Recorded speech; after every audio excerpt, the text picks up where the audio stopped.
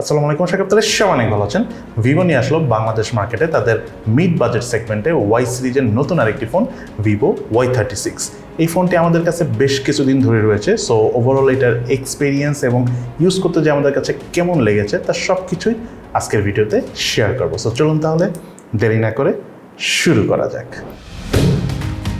মোবাইলটির box কন্টেন্টে রয়েছে user manuals, SIM tray ejector, soft plastic back cover, 44 ওয়াটের fast charger, type C USB charging কেবল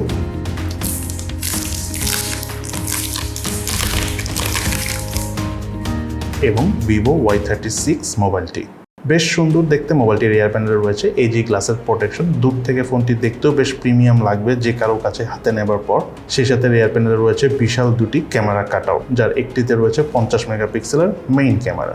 এছাড়াও 6.64 inch display সহ মোবাইলটির thickness হলো 8.07 millimetre এবং ওয়েট হলো 202 গ্রাম। বেশ স্লিম এবং হালকা হওয়ার কারণে মোবাইলটি সিঙ্গেল হ্যান্ডে বেশ কমফোর্টেবলভাবে আমরা ইউজ করতে পেরেছি এবং হ্যান্ড গ্রিপ করেও বেশ প্রিমিয়াম একটা ফিল পাওয়া যায়। আমার কাছে থাকা এই মোবাইলটির কালার ভ্যারিয়েন্টের নাম হলো ভাইব্রেন্ট গোল্ড। এই মোবাইলটির কিন্তু আরও একটি কালার ভ্যারিয়েন্ট রয়েছে যেটার নাম হলো মিটিওর ব্ল্যাক। বাটন এবং পোর্টসের কথা বলতে গেলে মোবাইলটির রাইট সাইডে রয়েছে ভলিউম রকার এবং পাওয়ার বাটন। মোবাইলটির লেফট সাইডে কিছু নেই। মোবাইলটির উপর অংশে রয়েছে নয়েজ ক্যান্সেলেশন মাইক এবং সিম কার্ড ট্রে এবং মোবাইলটির নিচের অংশে রয়েছে main speaker, primary mic, USB type C charging port এবং 3.5mm হেডফোন জ্যাকের পোর্ট। এই মোবাইলটিতে থাকা সাইড মাউন্টেড ফিঙ্গারপ্রিন্ট স্ক্যানের পজিশন আমার কাছে একদম ঠিকঠাক জায়গায় রয়েছে বলে মনে হচ্ছে। তার পাশাপাশি ফিঙ্গারপ্রিন্ট স্ক্যানারটি টাচ করার সাথে সাথেই আনলক করে ফেলছিল। সেই সাথে মোবাইলে থাকা ফেস আনলক সিস্টেমটাও যথেষ্ট ফাস্ট এবং স্মুথ কাজ করে। এছাড়া মোবাইলটিতে ইম্পর্টেন্ট প্রায় 31টি সেন্সরসও রয়েছে। এই মোবাইলটির স্পিকার পারফরমেন্সের কথা বলতে গেলে সাউন্ডের লাউডনেস আমাদের কাছে ঠিকঠাকই লেগেছে। তার পাশাপাশি সাউন্ডের বেস বলেন, সাউন্ডের ক্রিসপিনেস বলেন, সেটা আমরা ওভারঅল ব্যালেন্স পেয়েছি এবং 100% ভলিউম দিয়েও এই মোবাইলের স্পিকার থেকে সাউন্ড শোনার সময় কোনো প্রকার ডিস্টরশনের দেখা পাইনি। ওভারঅল প্রাইস বিবেচনায় এই ফোনটার স্পিকার পারফরমেন্স আমাদের কাছে ঠিকঠাকই লেগেছে। অপারেটিং সিস্টেম হিসেবে মোবাইলটিতে রয়েছে অ্যান্ড্রয়েড 13 ভার্সন। ইউআই হিসেবে মোবাইলটিতে রয়েছে Vivo latest one touch OS 13 এবং সেই সাথে মোবাইলটিতে 8GB ভার্চুয়াল র্যামও রয়েছে।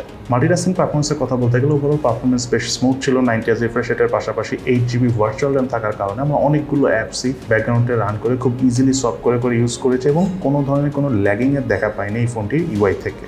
এই মোবাইলটিতে রয়েছিল 6.64 ইঞ্চি সাইজের IPS LCD প্যানেল ডিসপ্লে এবং সেই সাথে আরও রয়েছে 90Hz রিফ্রেশ রেট এবং ডিসপ্লে রেজলিউশন হলো 2388x1080 পিক্সেল। মোবাইলটি আউটডোরে সানলাইটের নিচে বেশ কমফোর্টেবলভাবে আমরা ইউজ করতে পেরেছি এবং সেই সাথে ছবি তোলার সময় ওভারঅল সানলাইট কন্ডিশনে কোনো প্রকার লো ব্রাইটনেস জনিত প্রবলেম আমরা ফেস করিনি। মোবাইলটির চারপাশে ভেজেল এবং চেইন এরিয়ার কথা বলতে গেলে প্রাইস বিবেচনায় আমাদের কাছে একদম ঠিকঠাকই লেগেছে। সেই সাথে ডিসপ্লে ঠিক উপরে সেন্টারে রয়েছে পাঁচজন সেলফি ক্যামেরা। এছাড়া মোবাইলটিতে রয়েছে ওয়াইড ফাইন L1S সাপোর্ট। এই মোবাইলটির রিয়ার প্যানেলে রয়েছিল ডুয়েল ক্যামেরা সেটআপ, যার মেইন ক্যামেরাটি হলো 1.8 অ্যাপারচারের 50 মেগাপিক্সেলের ক্যামেরা এবং আরেকটি হলো 2.4 অ্যাপারচারের ডেপথ সেন্সর ক্যামেরা। রিয়ার প্যানেলে থাকা মেইন ক্যামেরাগুলো দিয়ে ছবি তোলার সময় অবজেক্ট খুব ইজিলি ফোকাস করা যাচ্ছিল এবং ডাইনামিক রেঞ্জও ঠিকঠাক কাজ করছিল। কালার ডিটেলসের কথা বলতে গেলে ওভারঅল বেশ ভাইব্রেন্ট ছিল ছবির কালার। পোর্ট্রেট মোডে ছবি তোলার সময় ডাইনামিক রেঞ্জ ঠিকঠাক কাজ করছিল এবং এজ ডিটেকশন প্রাইস হিসেবে ভালোভাবেই কাজ করে। যে কারো কাছে এই মোবাইলটির পোর্ট্রেট মোডের ছবি তুলতে ভালো লাগবে। এছাড়া মোবাইলটিতে রয়েছে ইন্টারেস্টিং ডাবল এক্সপোজার ফিচারের মাধ্যমে ছবি তোলার পাশাপাশি মাল্টিপল এক্সপোজারের মাধ্যমে ছবি তোলার অপশন। মোবাইলটিতে হাইস্ট 1080p 30 ফ্রেম পার সেকেন্ডে ভিডিও শুট করা যায়। ভিডিও স্টেবিলাইজেশন অন করে ভিডিও শুট করে আমরা বেশ ভালো স্টেবল পারফরমেন্স পেয়েছি। অনেকের কাছে এই মোবাইলটার ভিডিও ক্যামেরার পারফরমেন্স ভালো লাগবে। সেই সাথে মোবাইলটা স্লো মোশনে ভিডিও শুট করার পাশাপাশি টাইম ল্যাপসের মাধ্যমে ভিডিও শুট করার সুবিধা রয়েছে। এই মোবাইলটার ফ্রন্ট ফেসে রয়েছিল 16 মেগাপিক্সেলের সেলফি ক্যামেরা। সেলফি ক্যামেরার পারফরমেন্স আমাদের কাছে ভালোই লেগেছে, স্পেশালি পোর্ট্রেট মোডের ছবি তুলে অনেক ভালো লেগেছে। আপনাদের কাছেও ভালো লাগবে। ডাইনামিক রেঞ্জ যেমন ভালোভাবে কভার করতে পারে, সেই সাথে এজ ডিটেকশনও নাইসলি ক্যাচ করতে পারে। তবে সামটাইমস প্রপার আলো না পেলে ছবিগুলো কিছুটা ফ্যাকাশি উঠছিল। বাট ওভারঅল সেলফি ক্যামেরার পারফরমেন্স আমার কাছে ঠিকঠাকই লেগেছে। এই মোবাইলটিতে রয়েছিল ক্যামেরা টু API সাপোর্ট। আপনি চাইলে ইন ফিউচারে ম্যানুয়াল ক্যামেরা অর্থাৎ জিক্যাম ইউজ করতে পারবেন। ভিভো Y36 এই মোবাইলটিতে রয়েছিল 5000 mAh ব্যাটারি এবং সাথে রয়েছে 44 ওয়াটের ফাস্ট চার্জার এবং এই 44 ওয়াটের ফাস্ট চার্জারতে এই ফোনটি আমাদের সম্পূর্ণ চার্জ করতে অ্যারাউন্ড 1 ঘন্টা 10 মিনিটের মতো সময় লেগেছে। তবে একবার চার্জ করার পর এই ফোনটির চার্জ ব্যাকআপের কথা বলতে গেলে হালকা পাতলা বেসিক ইউজ করে অ্যারাউন্ড 2 দিনের মতো চার্জ ব্যাকআপ পেয়েছে। অপরদিকে হেভি গেমিং বা লং টাইম মুভি টুভি দেখে স্ক্রিন অন টাইম অর্থাৎ চার্জ ব্যাকআপ পেয়েছি আমরা 7 ঘন্টার মতো। এই মোবাইলটিতে রয়েছিল স্ন্যাপড্রাগনের 680 প্রসেসর। এটি একটি অক্টাকোর প্রসেসর যার ট্রানজিস্টর সাইজ হলো 6 ন্যানোমিটার। সেই সাথে মোবাইলটিতে জিপি হিসেবে রয়েছে Adreno 610। বাংলাদেশ মার্কেটে এই মোবাইলটি 8GB RAM 128GB storage variant এসেছে, যার র্যামের টাইপ LPDDR 4X এবং স্টোরেজ টাইপ হলো UFS 2.2। সেই সাথে বাংলাদেশ মার্কেটে এই ফোনটার অফিসিয়াল প্রাইস হলো 26,999 টাকা। মোবাইলটির আন্তর্জাতিক স্কোর পেয়েছি আমরা 2,89,782, বেঞ্চমার্ক স্কোর পেয়েছি সিঙ্গেল করে 410, মাল্টি করে 1453। স্টোরেজ স্পিড চেক করতে যে মোবাইলের রিড স্পিড পেয়েছি আমরা 531 MB/s, রাইট স্পিড পেয়েছি 584 MB/s।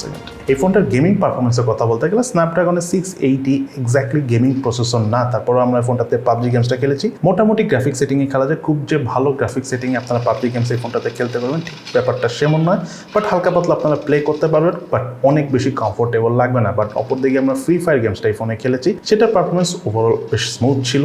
তবে একটা কথা বলে রাখি, এই ফোনটা এক্স্যাক্টলি গেমিং সেন্ট্রিক ফোন না, যেটা আমি একটু আগেও বললাম। সো আপনারা PUBG বা ফ্রি ফায়ার অনেক বেশি মজা পাবেন না। তবে আপনারা যদি অ্যাশফানাইন গেমসটা এই ফোনে যেমন আমরা খেলে আমাদের ভালো লেগেছে, আপনাদের কাছে খেললেও ভালো লাগবে, সেই সাথে ফুটবল গেমসটাও খেলেন, সেটা আপনাদের কাছে অনেক ভালো লাগবে। এবং আমরা অনেক লং টাইম এই ফোনটাতে ফুটবল গেমস খেলেছি, খুব একটা হিটিংয়েরও দেখা পাইনি, যথেষ্ট ভালো লেগেছে। এবং সর্বশেষ এই ফোনটার হিটিংয়ের কথা বলতে গেলে ফোনটা খুবই কম হিট হয়, যেহেতু এটা গেমিং সেন্ট্রিক ফোন না, সো আমরা অনেক বেশি হিটিংয়ের ওইভাবে দেখা পাইনি। তবে হ্যাঁ, মোবাইল ডাটা ইউজ করে কিছু সময় লং টাইম যখন আমরা ভিডিও দেখেছি, মানে ইন্টারনেট ইউজ করছি, তখন কিছুটা হিট হয়। আবার হলো ধরেন একটু হেভি গেমিং, সাপোজ PUBG গেমসটা আমরা দেখা গেল টানা 2 ঘন্টা থেকে 2.5 ঘন্টার মতো খেলতে গিয়েছি, তখন কিছুটা হিট হয়। তবে সেটা আবার কিছুক্ষণ সময় দিলেই নর্মাল আগের মতো ঠান্ডা হয়ে যায়। এই মোবাইলটিতে রয়েছিল 4G সাপোর্ট, তার পাশাপাশি Wi-Fi 2.4 GHz এবং 5 GHz দুটোই সাপোর্ট করে। এবার চলুন আমরা জেনে নিই এই মোবাইলটার কি বেস্ট সাইড রয়েছে এবং তার পাশাপাশি এই ফোনটার কি ল্যাকিংস রয়েছে। প্রথমে চলুন আমরা জেনে নিই এই ফোনটার কি ল্যাকিংস অর্থাৎ দুর্বলতা রয়েছে। রাইট নাও দেশের যে অবস্থা, সো এই ফোনটার প্রাইস নিয়ে আমি তেমন কোনো কথা বলবো না, বাট প্রাইস বিবেচনায় এই ফোনটা দুইটা জিনিস থাকা উচিত ছিল। তার মধ্যে নাম্বার 1 হলো এই ফোনটার ডিসপ্লেটা অ্যামোলেড প্যানেলের ডিসপ্লে হওয়া উচিত ছিল এবং সেই সাথে রিয়ার প্যানেলে একটা আল্ট্রা ওয়াইড ক্যামেরা থাকলে ভালো হতো। এছাড়া যদি আমি ফোনটার বেস্ট সাইডের কথা বলি, নাম্বার 1 যেটা বলবো, এই ফোনটার আউটলুক খুবই সুন্দর, পিছনে AG গ্লাসের প্রোটেকশন রয়েছে, সো মোটামুটি স্ট্রং কভারেজই পাচ্ছেন। তবে ফোনটা বারবার ফেলে দেখতে যাবে না, সেক্ষেত্রে স্ক্র্যাচ পড়ে যেতে পারে। বাট যেটা বলবো, ফোনটা যেমন দেখতে সুন্দর, তার পাশাপাশি ফোনটার ডিসপ্লে অ্যামোলেড প্যানেল না হলেও ডিসপ্লে কালার টোনটা কিন্তু যথেষ্ট ভাইব্রেন্ট, আমাদের কাছে মুভি টুভি দেখে কিন্তু অনেকই ভালো লেগেছে। এবং আরেকটা বিষয় হলো এই ফোনটার চার্জ ব্যাকআপ কিন্তু খুবই ভালো, মানে সত্যি কথা বলতে যারা অনেক বেশি চার্জ ব্যাকআপ চান বা যাদের অনেক লং টাইম ফোনে টোনে কথা বলেন, তাদের কাছে কিন্তু এই ফোনটা ভালো লাগবে because of the charge backup. এবং আরেকটা বিষয় হলো ফোনটার ক্যামেরা পারফরমেন্সও কিন্তু যথেষ্ট ভালো। মেইন ক্যামেরা দিয়ে আমরা ছবি তুলে খিচি, আপনারা আমাদের ভিডিওতে যে ক্যামেরা সেকশনের ছবির স্যাম্পলসগুলো রয়েছে সেগুলো দেখে নিন, তাহলে ক্লিয়ার আইডিয়া হয়ে যাবে। তবে main camera overall very good. এবং তার পাশাপাশি যে কথাটা না বললেন না, এই ফোনটা যদি আমি সেলফি ক্যামেরার কথা বলি, প্রপার লাইট কন্ডিশনে বেশ ভালো ছবি তুলে, স্পেশালি পোর্ট্রেট মোডের ছবিগুলো খুবই সুন্দর। এবং ভিডিও পারফরমেন্সের কথা বলতে গেলে যেহেতু স্টেবিলাইজেশন মোড অন করা যায়, সেটা অন করে যখন আমরা ভিডিও করেছি, ভিডিও কিন্তু বেশ স্টেবল পারফরমেন্স পেয়েছি। তবে একটা জিনিস হলো এই ফোনটা গেমিংয়ের কথা বলতে গেলে আমি বলবো যে মোটামুটি অ্যাকচুয়ালি এটা গেমিং সেন্ট্রিক ফোন না। সো যারা গেমার রয়েছেন তাদের কাছে হতে পারে যে এটা অনেক বেশি ভালো লাগবে না। তবে হালকা পাতলা যারা গেমস খেলে থাকেন, ফ্রি ফায়ার বা অ্যাকচুয়ালি ফ্রি ফায়ার না, ধরেন ফুটবল বা দেখা গেল আপনারা অ্যাশফানাইন টাইপ গেমসগুলো যারা খেলেন, তাদের কাছে আবার এই ফোনটা ভালো লাগবে গেমস করে। আরেকটা বিষয় হলো এই ফোনটার ইউআইয়ের কথা যদি বলতে চাই, ভিভোর ইউআই আসলে খুবই স্মুথ, এটা নিয়ে কোনো কনফিউশন নেই। আমরা কোনো ধরনের কোনো ল্যাগিংয়ের দেখা পাই নাই। তার পাশাপাশি 8GB এক্সটেন্ডেড ভার্চুয়াল র্যাম থাকার কারণে কিন্তু ওভারঅল অনেকগুলো অ্যাপস যেমন ব্যাকগ্রাউন্ডে খুব কমফোর্টেবলভাবে রান করে সফট করে ইউজ করতে পেরেছি। এবং সেই সাথে আমরা যখন অনেক হেভি ইউজ করেছি তখনও কিন্তু প্রপারলি স্মুথ পারফরমেন্স পেয়েছি। এবং সব কথা শেষ কথা, এই ফোনটি আসলে কাদের জন্য কেনা উচিত হবে? যারা মেইনলি একটা স্টাইলিশ ফোন কিনতে চাচ্ছেন এবং অনেক ভালো চার্জ ব্যাকআপ প্রয়োজন, স্পেশালি ধরেন অনেক কথা বলেন, এক্সট্রিম মাল্টিটাস্কিং করেন, অনেক ভিডিও কল টল করেন বা লং টাইম অনলাইনে ক্লাস করেন বা মিটিং করেন, সেই সাথে যাদের ওভারঅল ক্যামেরা পারফরমেন্সটাও মোটামুটি ইম্পর্টেন্ট, তার পাশাপাশি টুকটাক ভিডিও শ্যুট করে থাকেন বাট গেমিংটা কম করেন, তাদের জন্য ওভারঅল আমি মনে করি এই বাজেট সেগমেন্টে Vivo Y36 একটা নেয়ার মতো ফোন। সো এই হলো আমাদের আজকের ভিডিও। কেমন লাগলো আপনাদের কাছে Vivo Y36 এই ফোনটি, সেটা কিন্তু অবশ্যই ভিডিও নিচে কমেন্টস করে জানাবেন। সো সবাই ভালো থাকেন, সুস্থ থাকেন, ইনশাল্লাহ দেখা হবে ফিউচারে।